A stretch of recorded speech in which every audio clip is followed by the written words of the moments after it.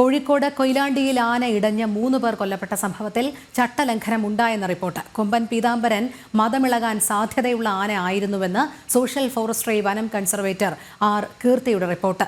ചട്ടവിരുദ്ധമായി പടക്കം പൊട്ടിച്ചതും ആനകളുടെ കാലിൽ ചങ്ങല ഇല്ലാതിരുന്നതും അപകടത്തിന് കാരണമായി.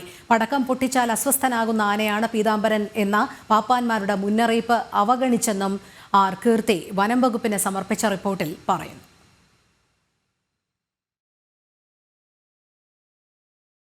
കുറുവങ്ങാട് ശ്രീ മണക്കുളങ്ങര ഭഗവതി ക്ഷേത്രത്തിൽ ആനയിടഞ്ഞുണ്ടായ അപകടത്തിന് കാരണമായത് ഗുരുവായൂർ ദേവസ്വത്തിന്റെയും ക്ഷേത്ര കമ്മിറ്റിയുടെയും പാപ്പാന്മാരുടെയും വീഴ്ചയാണെന്നാണ് സോഷ്യൽ ഫോറസ്ട്രി വനം കൺസർവേറ്റർ ആർ കീർത്തി വനം വകുപ്പിന് സമർപ്പിച്ച അന്തിമ റിപ്പോർട്ടിലുള്ളത്. പീതാംബരൻ മതമിളകാൻ സാധ്യതയുള്ള ആനയാണെന്ന് റിപ്പോർട്ടിലുണ്ട്. രക്തത്തിലുണ്ടായിരിക്കേണ്ട ടെസ്റ്റോസ്റ്റിറോൺ പരിധി 1.84 മുതൽ 5.35 വരെയാണ്. എന്നാൽ പീതാംബരൻ ഇത് 15-ലധികം ഉണ്ടായിരുന്നു. ആനയുടെ കാലുകൾ ചങ്ങലക്കിട്ടിരുന്നില്ല എന്ന ഗുരുതരമായ കണ്ടെത്തലും റിപ്പോർട്ടിലുണ്ട്. ആനകളുടെ അടുത്ത് അലക്ഷ്യമായാണ് പടക്കം പൊട്ടിച്ചത്. പീതാംബരൻ പടക്കം കേട്ടാൽ പരിഭ്രാന്തനാകുന്ന ആനയാണെന്ന് പാപ്പാന്മാർ നേരത്തെ ക്ഷേത്രം ഭാരവാഹികളെ അറിയിച്ചിരുന്നു. എന്നാൽ പടക്കം പൊട്ടിക്കുന്ന സമയത്ത് ക്ഷേത്രം ഭാരവാഹികൾ മുന്നറിയിപ്പ് നൽകിയില്ല. ഗുരുവായൂർ പീതാംബരൻ മറ്റാനകളെ ആക്രമിച്ചിട്ടുണ്ടെന്നും വനമന്ത്രിക്ക് കൈമാറിയ റിപ്പോർട്ടിലുണ്ട്.